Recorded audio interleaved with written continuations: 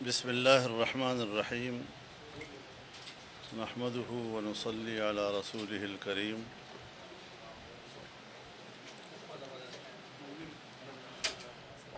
پاک China window کے طرف سے مجھے دعوت دی گئی۔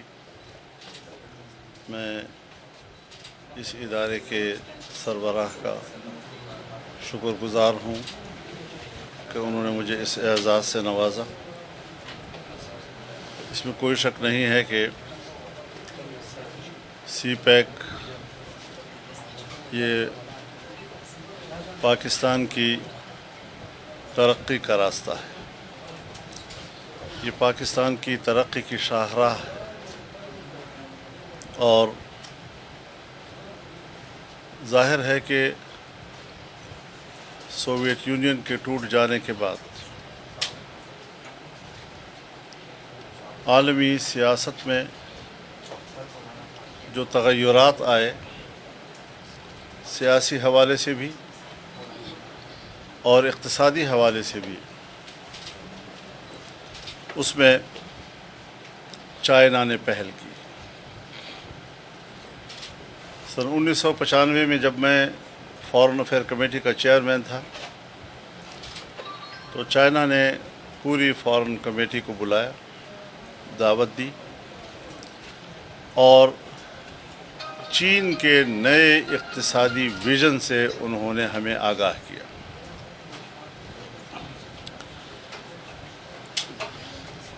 کمیونسٹ ملک ہونے کے باوجود اور وہاں پر باقاعدہ ایک سوشلسٹ نظام کے باوجود انہوں نے چین کے 5 شہروں کو فری اکانومی زون بنا دیا تھا، جس میں فرد کی ملکیت کو تسلیم کیا گیا، اس کو سرمایہ کاری کا حق دیا گیا، اور وہاں پر تجارت کے راستے کھولے گئے۔ لیکن ان کا جو ویژن تھا وہ اپنی تجارت کو پوری دنیا میں فروغ دینے کا تھا، اور اس کے لیے انہوں نے راستوں کا تعین بھی کر لیا تھا۔ ہم نے ان کی ساری تفصیلی گفتگو سننے کے بعد ٹریڈ وایا پاکستان کا تصور پیش کیا، اور ہماری طرف سے 7 reasons for the trade via Pakistan باقاعدہ ریکارڈ پر تحریری طور پر پیش کیا گیا تھا، اور 1 ہفتہ کی گفتگو مذاکرات کے بعد انہوں نے ہمارے اس نظریے کو قبول کر لیا تھا۔ چین کے ساتھ دوستی پاکستان میں غیر متنازع ہے۔ عوام کے صفوں میں ہم من حیث القوم چین کو اپنا دوست سمجھتے ہیں۔ پیپلز پارٹی کی حکومت تھی، 2008 میں بنی، یا 2013 میں مسلم لیگ نون کی حکومت، دونوں نے اس حوالے سے ایک ہی پالیسی کو تسلسل دیا اور سی پیک پر کام شروع ہوا۔ یہ محض ایک سڑک کا نام نہ تھا، یہ ایک تجارتی شاہراہ تھی جو ایک پیکج تھا، جس میں انڈسٹریل زونز تھے۔ انڈسٹریل زونز کو جس مقدار میں انرجی کی ضرورت تھی، اس حوالے سے انرجی کے سیکٹر میں پیداواری قوت کو بڑھانا، اس حوالے سے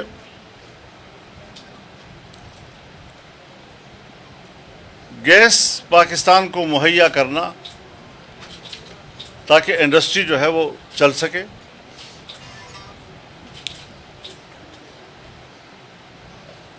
آپٹیکل فائبر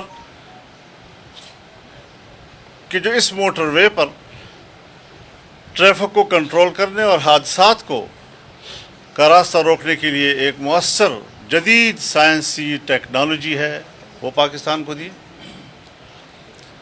ریلوے لائن اس سے وابستہ تھا، لیکن جب دنیا نے دیکھا کہ پاکستان میں تو اس پر اتفاق رائے ہے، تو مغربی دنیا نے امریکہ کی سربراہی میں انڈیا کے بشمول ایک تیسری قوت پیدا کی اور پاکستان کو اس تیسری جنس کے حوالے کر دیا، جس کا ایجنڈا سپیک کو روکنا تھا، جس کا ایجنڈا پاکستان کے راستے سے اتنے بڑے تجارتی راستے کو روکنا تھا، جیسے وہ پاکستان کو ایک کالونی سمجھتے ہوں کہ یہ سرزمین صرف ہمارے مفاد کے لیے استعمال ہوگی، خود اپنی قوم پاکستانی قوم کے مفاد کے لیے بھی استعمال نہیں ہو سکے گی۔ اس حوالے سے ہوائی راستے سے بھی تجارت کے لیے چین نے اپنے پیسے سے گوادر میں ایک بین الاقوامی معیار کا ایئرپورٹ بنانے کا، اور شاید بن بھی چکا ہے، لیکن نقصان یہ ہوا کہ گوادر کی بندرگاہ جو پوری ریجن میں سب سے گہری ترین بندرگاہ ہے، گہرا ترین سمندر، 3.5 سال کے بعد مٹی نے کنارے پہ آتے آتے اس کی سطح کہیں 9 فٹ چھوڑ دی ہے اور کہیں 11 فٹ چھوڑ دی ہے۔ اب اس کو دوبارہ اس مقام پہ لے جانا تاکہ وہ واقعی خطے کے سب سے گہرے سمندر کا کردار ادا کرے اور بڑی بندرگاہ ہو، اثر نو اخراجات کرنے ہوں گے، اور ظاہر ہے کہ اس کے لیے چین کے اعتماد کو بحال کرنا ہوگا۔ چین نے پاکستان میں بے شمار شعبوں میں سرمایہ کاری کی میں دلچسپی ظاہر کی ہے، اور اس میں ایگریکلچر کو وہ پرائرٹی دے رہا ہے، لیکن اس کو اعتماد تو چاہیے کہ پیسہ تو نہ ڈوبے اس کا۔ اسی حکومت میں جس طرح آپ نے رشکئی اکنامک زون کا ذکر کیا، اسی طریقے سے اب ڈیرہ اسماعیل خان میں بھی اور بنو میں بھی انڈسٹریل زون بنیں گے۔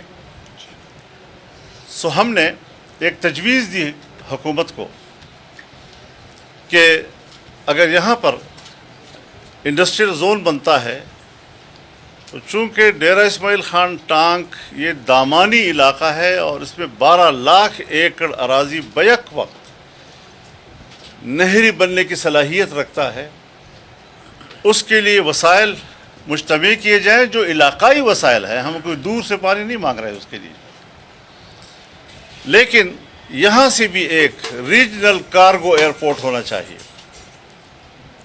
جس پر حکومت نے رضامندی ظاہر کر لی ہے، اور اس خطے سے بھی وسط ایشیا اور مشرق وسطیٰ تک تجارت کو فروغ دینے کے لیے ہوائی راستے کا تعین کیا جا رہا ہے۔ میں سمجھتا ہوں کہ اس دوستی کو اور مضبوط کرنا ہے۔ ایک صرف دوستی ہے جو اب 70 سال کے بعد اقتصادی دوستی میں تبدیل ہو گئی، اور اس کے سامنے جو بھی رکاوٹ آئے اسے ملیمیٹ کر دینا چاہیے۔ قوم کو چاہیے کہ وہ اس پہلو پہ نظر رکھے۔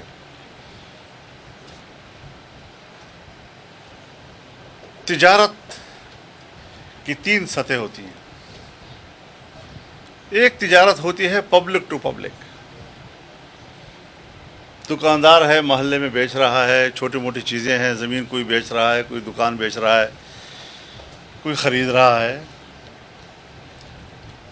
ایک ہوتا ہے پبلک اور اسٹیٹ کے درمیان، جب آپ کوئی چھوٹی سی انڈسٹری لگا رہے ہوں، آپ لون لے لیتے ہیں بینک سے، وہ آپ کو سپورٹ کر رہا ہوتا ہے، گورنمنٹ آپ کو سپورٹ کر رہی ہوتی ہے، اور ایک میگا لیول پر جب بین الاقوامی سرمایہ کاری آپ کے ملک میں آتی ہے اور اسٹیٹ ٹو اسٹیٹ ٹریڈ ہوتی ہے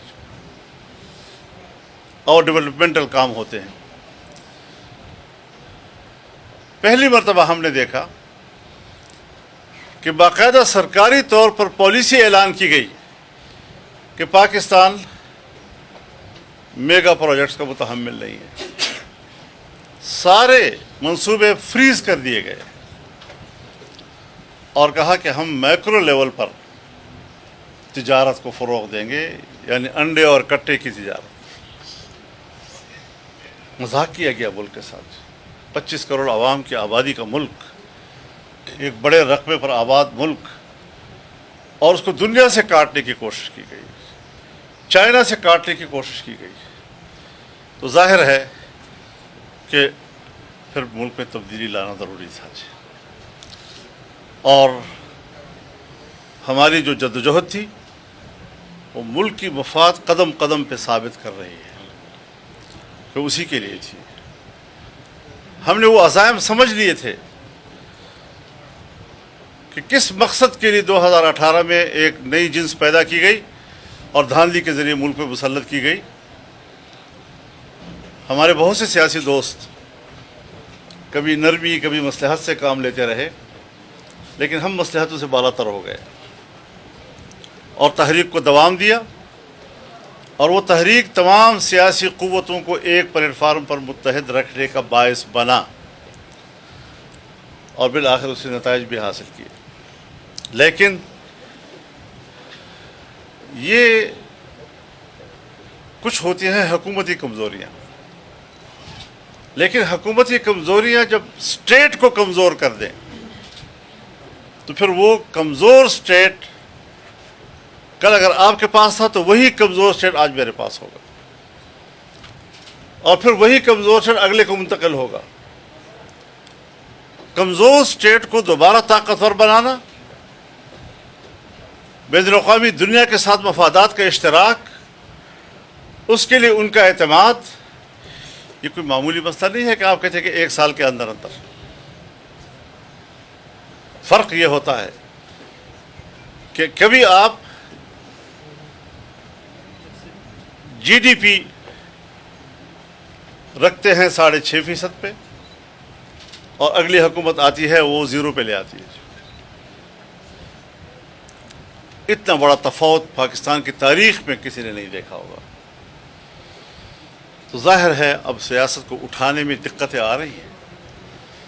سیاسی ہلچل، سیاسی عدم استحکام، یہ بذات خود معاشی عدم استحکام کا سبب بھی بنتا ہے. لیکن الحمدللہ جب تیسرے مرحلے میں دنیا داخل ہو رہی تھی کہ اب دفاعی نظام کو سبوتاش کیا جائے، اس مرحلے کو بھی ہم نے بچایا ہے، اور اللہ کے فضل و کرم سے انشاءاللہ العزیز معاشی طور پر بھی ملک کو مستحکم کیا جائے گا، اور اس ملک کو ترقی دی جائے گی، اس کو ترقی کے راہوں پر گامزن کیا جائے گا. میں بہت خوش ہوا کہ پشاور میں ایک ایسا مرکز کہ جو پاک چائنا کے تعلقات اور دوستی کا عنوان بن گیا ہے، اس کو آگے بڑھنا چاہیے، اس میں ان کا کردار ہونا چاہیے.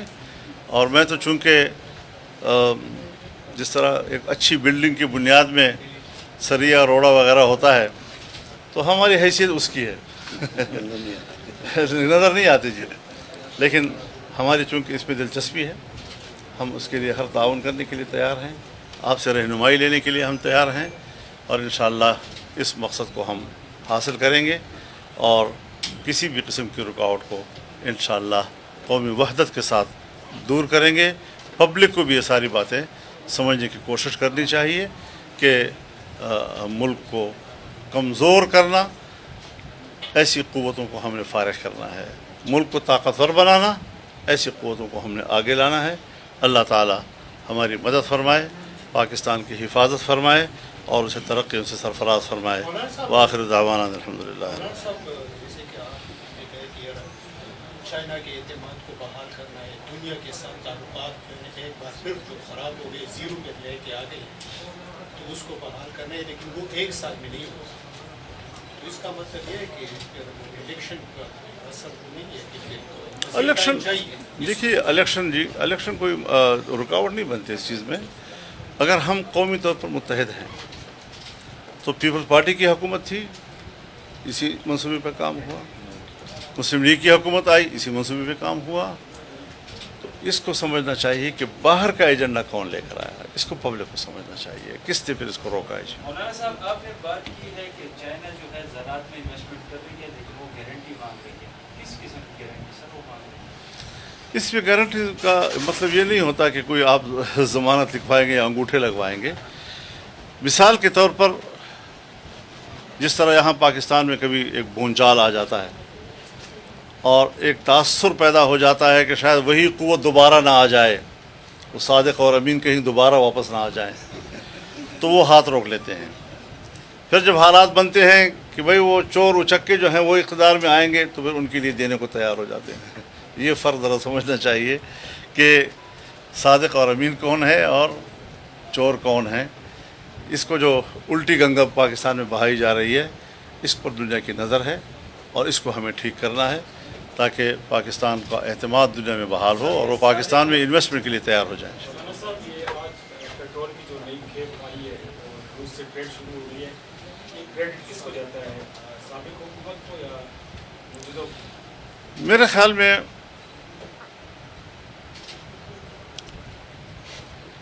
ایک بہت لمبی تاریخ ہے اس بات کی کہ دنیا دو حصوں میں منقسم تھی.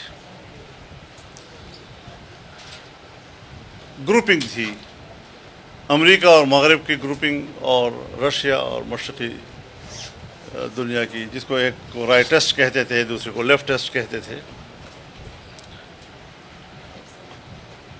اور روس مذہب اور اسلامی دنیا کو اپنا دشمن تصور کرتا تھا. افغانستان کی جنگ بھی اسی نظریاتی کشمکش کا ایک تسلسل تھا. جمعیت علماء اسلام نے خارجہ پالیسی کے حوالے سے جو نظریہ دیا ہے ہمیشہ، وہ خطے کے ممالک کے ساتھ قریبی تعلقات کا، مشترکہ مفادات کا، اور ہمارے اس فلسفے کو بالآخر رشیا نے آج تسلیم کر لیا ہے کہ وہ آج اسلامی دنیا کے ساتھ بہتر تعلقات کی بات کر رہا ہے. تو میرے خیال میں یہ ایک بہتر پیش رفت ہے اور ایک پیغام ضرور کیا ہے امریکہ اور مغربی دنیا کو کہ پاکستان اپنی معیشت کے حوالے سے ان پر انحصار نہیں رکھے گا. وہ اپنے نئے دوست بھی پیدا کرے گا اور پاکستان کی خارجہ پالیسی کا محور پاکستان کا مفاد ہوگا. انشاءاللہ. بہت شکریہ آپ کا جی.